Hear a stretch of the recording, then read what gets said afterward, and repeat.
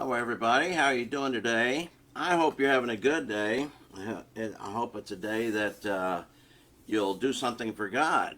And we're going to continue our lessons on the parables. And the parable we're going to talk about today speaks directly to you.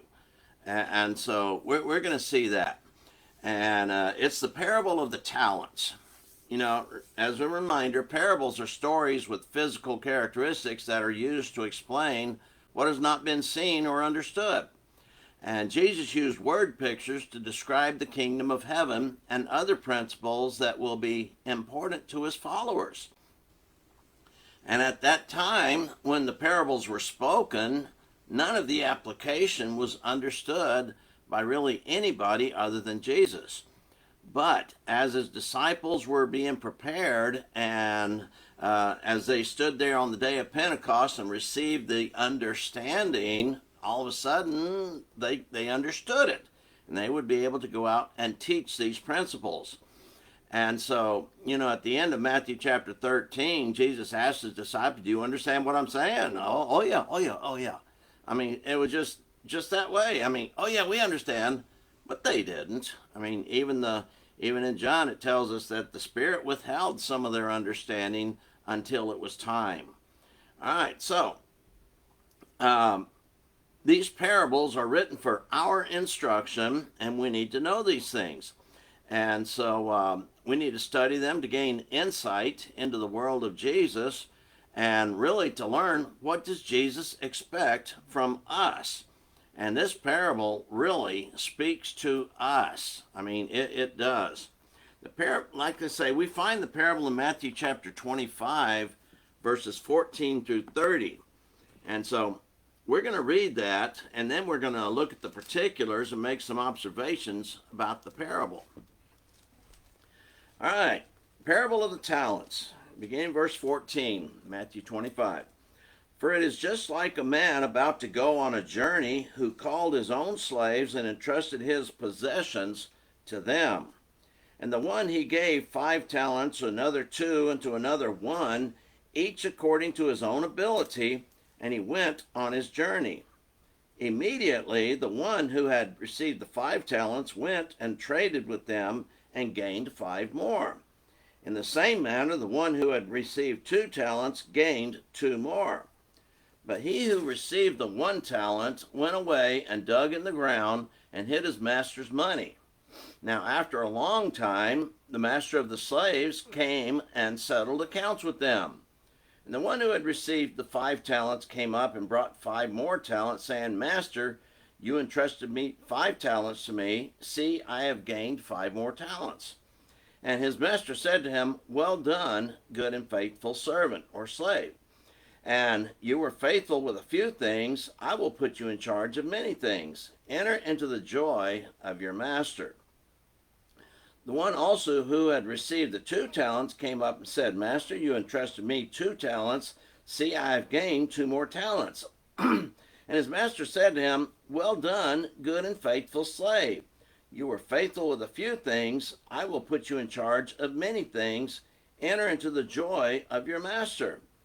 And the one who had received the 1 talent came up and said, Master, I knew you to be hard man, reaping where you did not sow, and gathering where you scattered no seed. And I was afraid, and went away and hid your talent in the ground. See, you have what is yours. But his master answered and said to him, You wicked, lazy slave, you knew that I reap where I did not sow, and gather where I scattered no seed. Then you ought to have put my money in the bank, and on my arrival I would have had received my money back with interest. Therefore, take away the talent from him, and give it to the one who has 10 talents. For to everyone who has shall more be given, and he shall have an abundance. But from the one who does not have, even what he does have shall be taken away. And cast the worthless slave into the outer darkness. In that place there will be weeping and gnashing of teeth. All right, so let's break down these particulars of this parable like we've been doing so far. And we're going to notice this. Now, in the master, usually in most parables, the master is a representation of God, But in this case, that's not the case. The man or the master here represents Jesus Christ. And so, as we saw previously, the master wants his servants to serve him and work in his vineyard and to do things for him. I mean, Jesus is entrusting us to do his work today. And so Jesus said in John 14, the first few verses, he was going to go away and prepare a place for us when he returns. And so that's what it is. So who does he do? What did he do? He brings his own slaves, his own servants before him. And so calling the servants of another is really a waste of time. So Jesus doesn't call the servants of Satan to come and do his mission work. No. Jesus uses his own people to evangelize and to teach. And that's what he wants. Now, sadly, just like in the Old Testament days, there were false prophets, and now we have false teachers and false prophets claiming to be speaking for God, but they're not. And so they're going to be found wanting. We know that. So these slaves had a duty to their master. And Jesus does not call the people of the world to evangelize his cause, but he does expect it from his own. And that's just not, I'm just not talking about people who have their name on a membership directory. I'm talking about those who actually work for the master.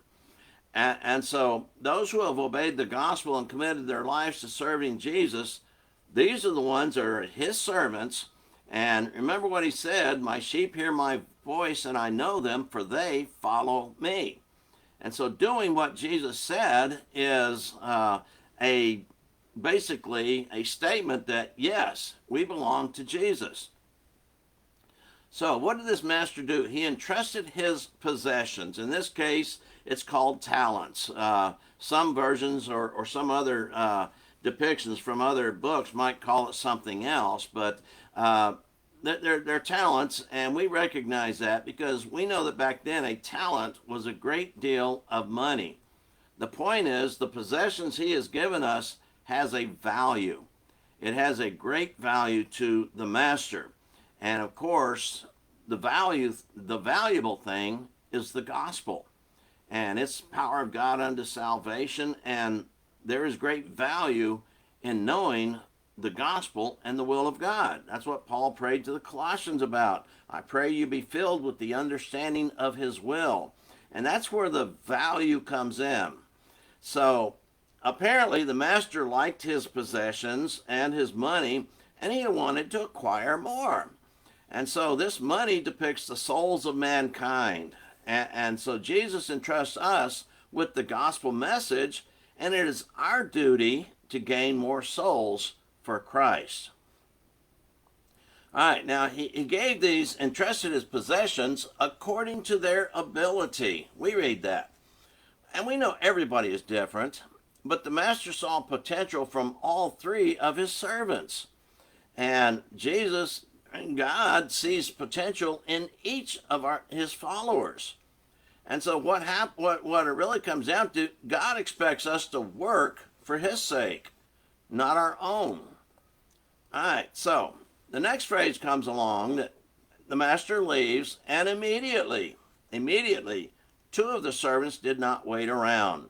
They saw the need, they got busy increasing the master's holdings, and we're going to notice the one talent man is later described as lazy and wicked because he did not work for the master. He did not even try.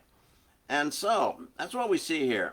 All right, he went on a journey for a long time. Folks, we're in that long time right now. We are waiting for our master to return. He already left. He went to prepare a place for us. And now our duty is to work while he is away. I mean, that's what we are. I mean, we are to be in the image of Christ and teach the message of Christ to mankind. That is entrusted to us as Christians. And if we stop teaching the gospel, souls are not going to be saved. And so that's our responsibility, and our duty is to work for the master. So we're in that long time right now. And so our master has gone to prepare for a place for his faithful ones, and he will return. Only God knows when that's going to be. Nobody else knows. And those people say he's already returned are just false teachers. There, I said it. They're false teachers. They have a misunderstanding of the scriptures, and they twist the scriptures to teach a doctrine that's not even in the Bible. And so only God knows when that time is going to be. All right. So we must be expecting him and be prepared for him to arrive, because we don't know when that's going to be. And even Peter said, if the world is going to be destroyed in this way immediately, then what sort of persons ought you to be in holy conduct? And so that's 2 Peter 3, verses 10 and 11. All right, so that happens. The Lord comes back, and we stand before him, and he comes back and calls his servants to settle accounts with them. And he will settle accounts with each of his servants. And what this really is a depiction of us standing before him in judgment and giving an account of what we've done. And so each servant will stand before God and give an account of their actions. And then we have to remember we're one of his servants, so we're going to be doing that also. The people of this world, they're going to stand before God, and they're really not going to be able to say, well, this is what we did for you, Lord. I mean, they basically worked for themselves, and they're still going to be judged. And so, but we're talking about people in the church, and everybody in the church is going to stand before God. And just like some of the other parables we've seen, not everyone who happens to be in the church is going to be going into heaven. We see that. I mean, now the faithful ones will. The unfaithful ones, they're going to be weeded out, like the parable of the tares we talked about a few days ago. All right, so what does he do with this? Well, he used the phrase, well done.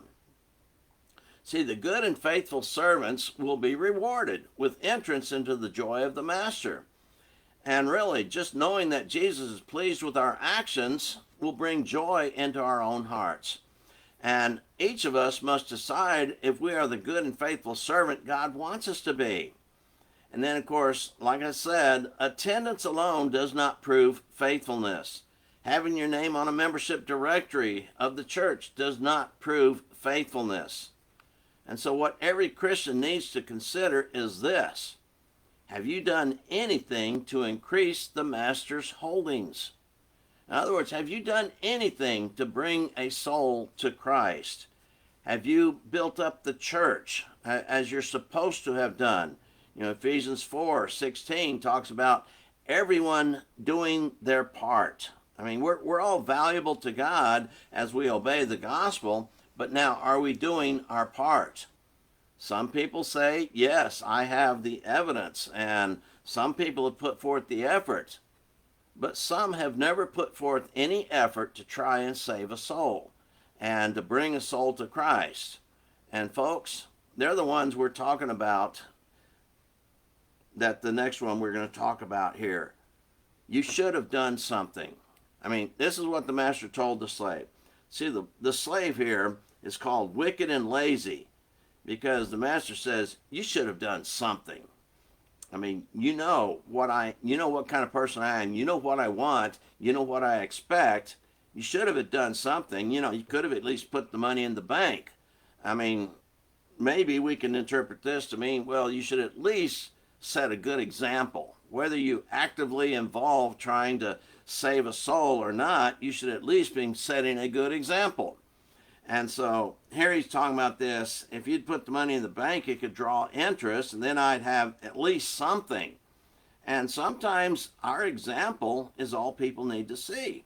And so we should be setting good example. But my guess is if you're not a faithful servant of Christ, when you get out in the world and away from the church building, you're not setting any example that will lead people to Christ.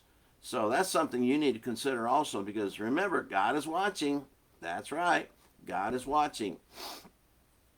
All right, so that would have been something if it had done that, and it would have pleased the master.